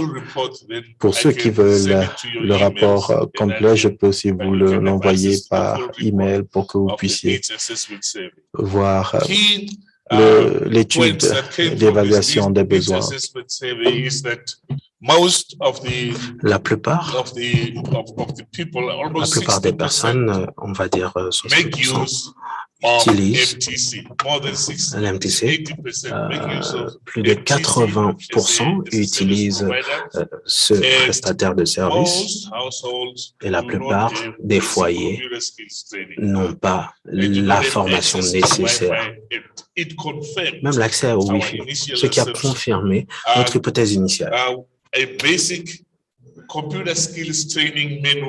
La formation de base, un manuel de formation de base a été développé, un manuel en ligne et également hors ligne. Je pense que nous allons d'ailleurs mis sur l'application. Cela sera disponible sur l'application du GCE. C'est un manuel de base en format MOOC.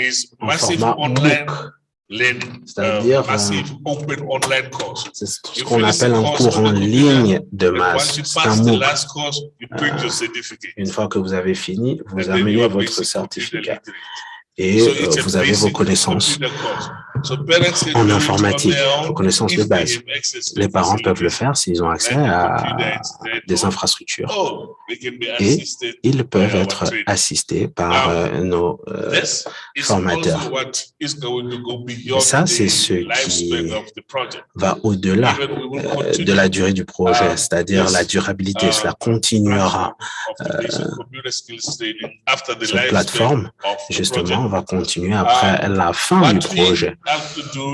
Ce que nous devons donc faire, c'est que après la semaine prochaine, nous allons former les formateurs et après, nous allons déployer le programme. Les formateurs vont aller sur le terrain et ils vont former les ménages et nous allons juste faire le suivi. Et à la fin du projet, vers le 20 octobre, nous allons donc documenter les meilleures pratiques. Merci.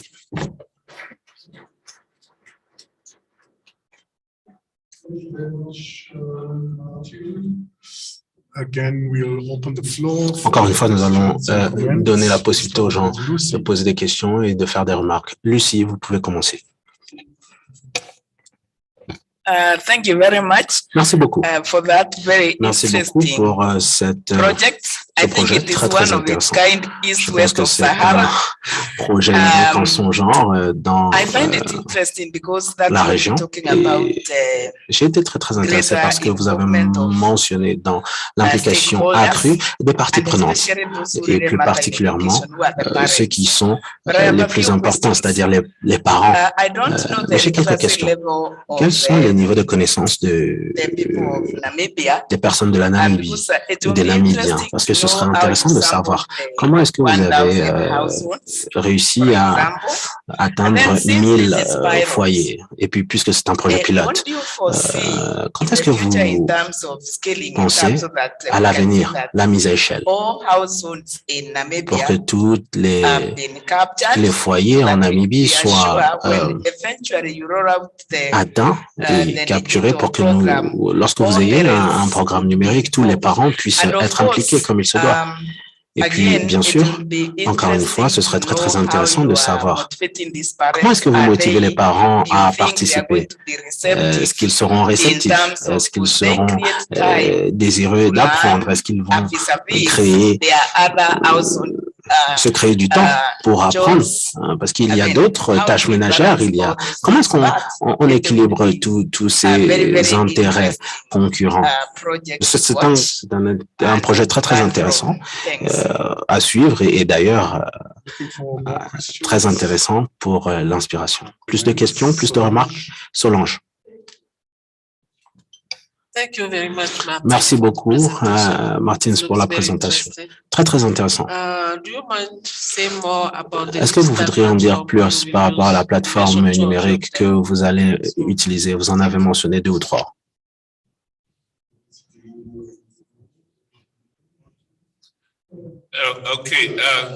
D'accord.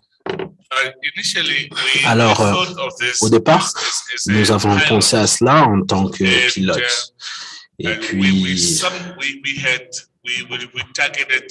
nous avons bien sûr essayé d'atteindre cette région. Une au nord, au centre-nord, l'une au nord, au moyen-nord. Et puis nous avions le nord-est, Kunene, et puis une région au centre, qu'on appelle Komas, et la région est, Omaheke, et la région sud. Nous voulions avoir des empreintes un peu partout dans le pays, une empreinte assez bien répartie. Donc ça, ce sont les 7 régions qu'on avait ciblées. Et des 7 régions que nous avions ciblées, nous nous sommes dit,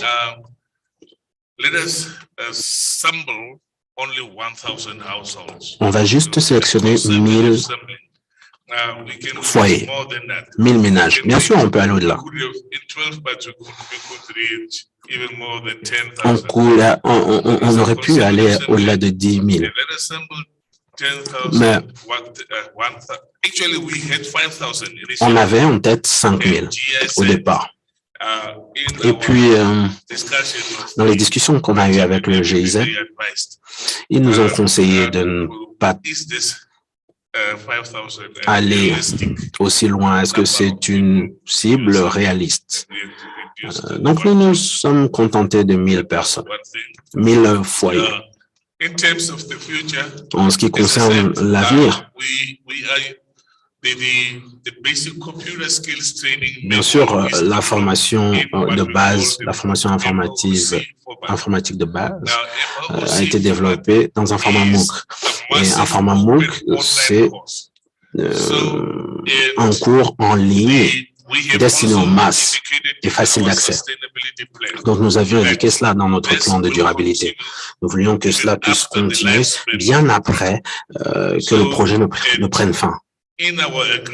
Dans notre accord avec le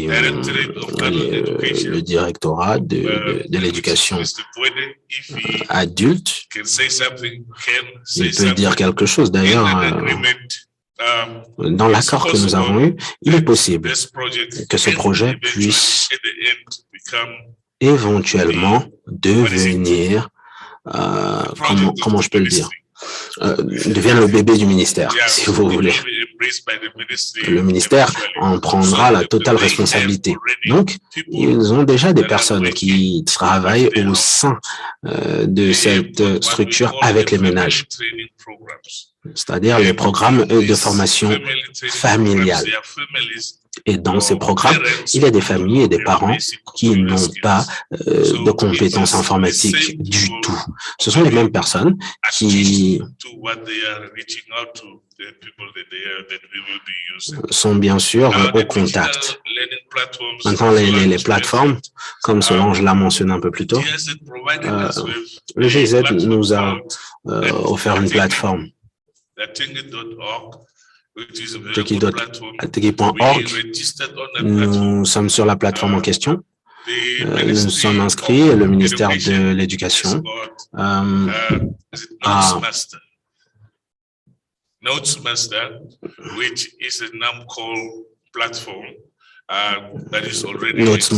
Notesmaster, c'est une plateforme qui existe déjà.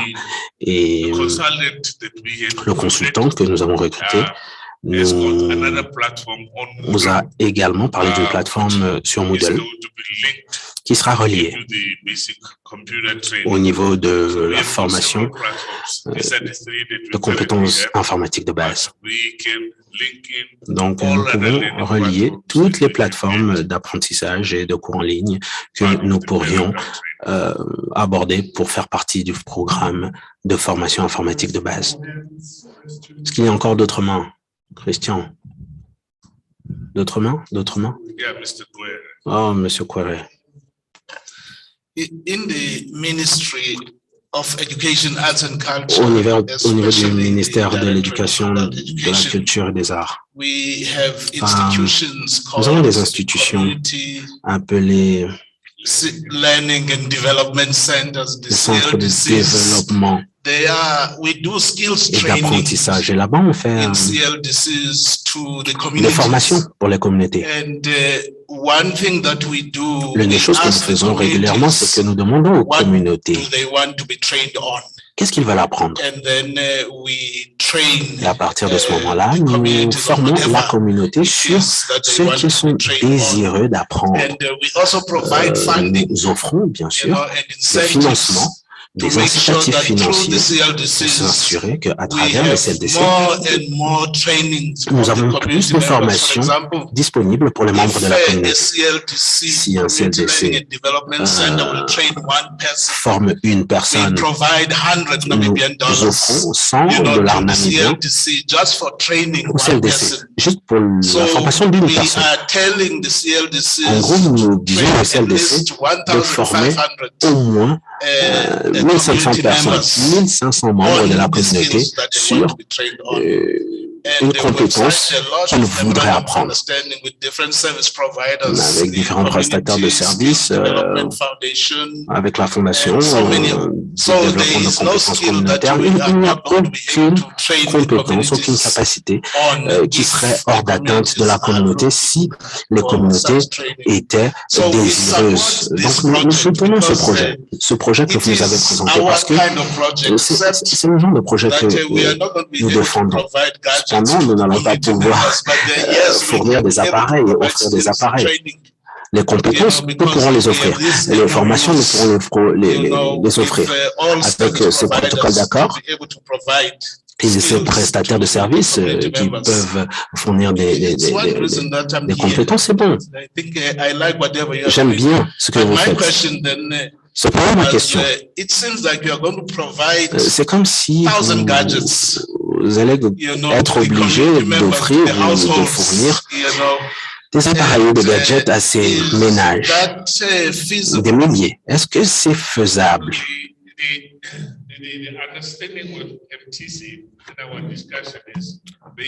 Alors, ils ont juste réduit les coûts. Ça, c'est notre accord.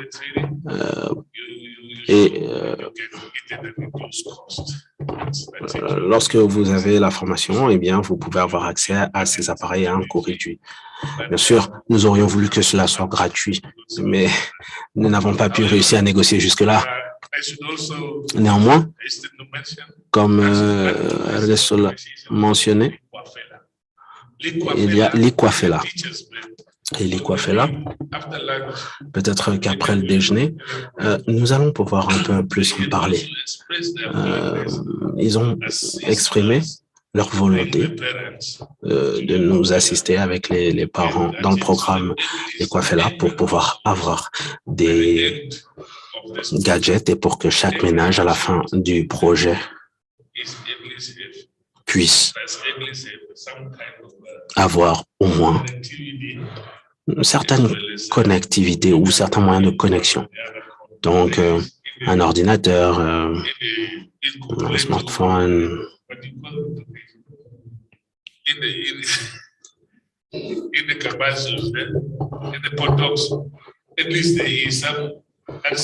Il y a donc certaine accessibilité au Wi-Fi, aux gadgets, que ce soit un smartphone, une tablette, un PC ou un ordinateur portable. Merci. Solange? Merci. Juste une question. Par rapport aux ordinateurs portables qui sont fermés et emballés, qu'est-ce qui se passe avec ces ordinateurs qui ont été attachés ou achetés avec l'argent du contribuable, ne sont pas mis en marche? Pourquoi?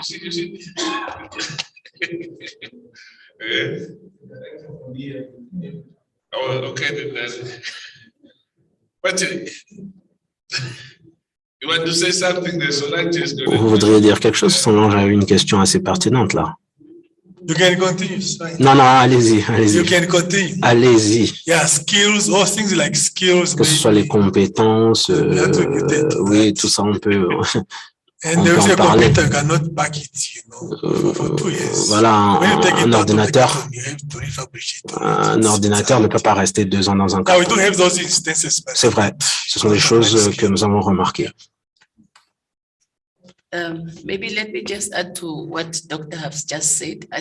vais aller dans le sens de ce que le docteur a dit. C'est plus les compétences sur lesquelles nous devrions nous focaliser. On doit regarder au contexte historique de nos systèmes d'éducation. Quand vous regardez au programme de formation des enseignants depuis les indépendances, nous n'avons pas eu un programme qui forme les enseignants dans les TIC. En gros, nous aurions dû les former avant que les gadgets n'arrivent dans les écoles. On ne peut pas dire que c'était une perte de ressources ou un gaspillage, mais on va dire quand même que c'était de la planification assez imprudente. La budgétisation aurait dû avoir lieu après la formation des enseignants et ça, c'est une difficulté. Beaucoup d'écoles ont des ressources adéquates, mais nous n'avons pas les capacités pour en tirer profit. C'est malheureux. I want to support my sister there. When I was a regional director for a region, Hadab region, we were able to buy computers for all senior secondary school teachers. Nous étions capables, nous avons été capables d'acheter des ordinateurs pour toute la région. Chaque enseignant avait un ordinateur, nous avons mis des projecteurs dans chaque classe.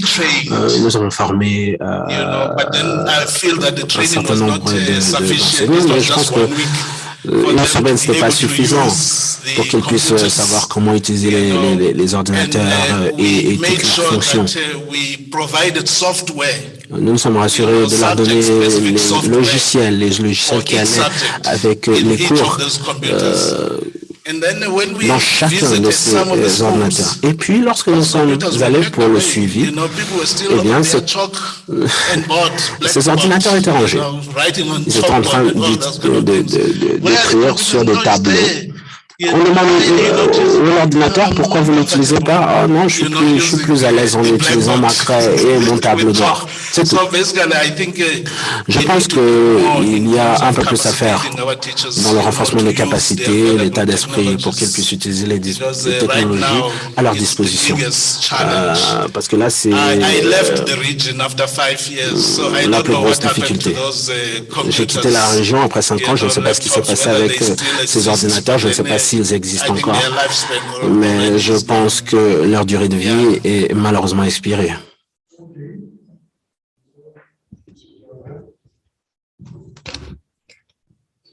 Merci, je me réjouis aux autres pour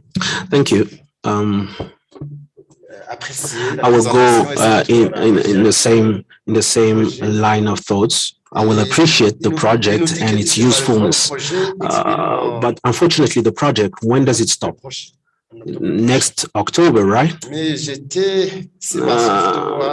But I was eager to measure and to see the next steps of the project, because in the beginning, you start by saying each family or each parent is a potential teacher. And after training 1,000 families, can we come back and see what is the impact of that training? What is the impact of the ICT literacy? And is there a follow-up of the children when it comes to the digitalization of education?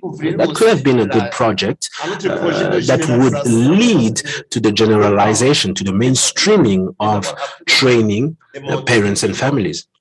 But that would be useful if we could demonstrate that there is a certain follow-up of these families and if there is an impact on the digital learning and the e-learning of the children. Thank you, Prof. Yes, it's a very valid question because Merci.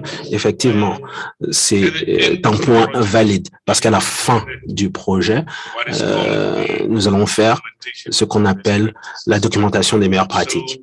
Donc, ce que nous voudrions faire, c'est nous voudrions savoir, nous voudrions découvrir. Nous sommes allés, nous avons écrit la proposition au GIZ, nous sommes allés vers différentes corporations, différents partenaires pour avoir plus de financement, pour pouvoir avoir au moins un appareil pour chaque ménage, pour chaque foyer. Ils étaient malheureusement réticents parce que le concept est assez récent. Cela n'a jamais été essayé ou testé dans la région. Ils nous ont dit, bon, d'accord, déployez premièrement et montrez-nous les résultats. On veut voir les sites Internet, la communauté, la communication et les rapports que vous en ressortirez. Donc, c'est là où nous en sommes, c'est là où nous allons aller. C'est pour ça que nous recommandons les meilleures pratiques et pour la durabilité du projet, ce que nous voulons, c'est documenter, faire un examen littéraire, faire le suivi de manière efficace et voir si le projet a été couronné de succès dans une moindre ou plus large mesure. Quel est l'impact que cela a eu sur les enfants et quel impact cela a eu également sur les parents de ces foyers?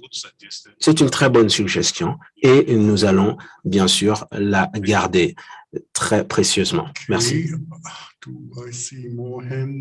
Est-ce que je vois d'autres mains levées?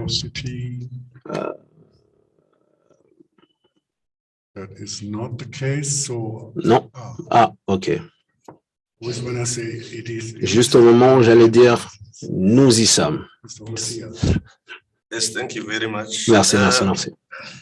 I just wanted also to contribute. Je voulais juste contribuer dans le sens de la présentation et pourquoi nous avons tant d'appareils qui ne sont pas utilisés dans la plupart des écoles en Namibie. Le processus de planification devrait considérer le fait que l'informatique devrait être utilisée à l'école. Vous savez, l'entretien est important et parfois les enseignants n'ont pas les compétences en entretien de ces ordinateurs. Parfois, ce sont des petits soucis techniques qui font en sorte que les appareils ne soient pas utilisés. Et si on pouvait avoir des recommandations pour les ministères et pour avoir de la maintenance sur place, d'avoir des agents de maintenance au sein des écoles. Chaque école devrait avoir un agent de maintenance informatique, un agent d'entretien informatique qui pourrait être là lorsqu'un petit problème ou un petit souci technique survienne. Dans le souci de la durabilité et de la viabilité du projet, ce serait intéressant. Très bon point. Très bon point. D'autres commentaires, d'autres remarques? Je pense que nous sommes assez affamés. Donc, je pense que notre esprit est en train de se diriger à quelques mètres de cette salle. Alors, merci Martins pour votre contribution et pour vos réponses éclairées. Merci, merci. Applaudissements. Nous allons nous retrouver ici avec les prochains exemples à 14 heures. Donc, à 14 heures, s'il vous plaît, soyez là. Vous allez juste là où nous avons pris le petit déjeuner. Il y aura un buffet qui sera à votre disposition. Merci. Bon appétit. Allez, à tout à l'heure. 14 heures. Tapante.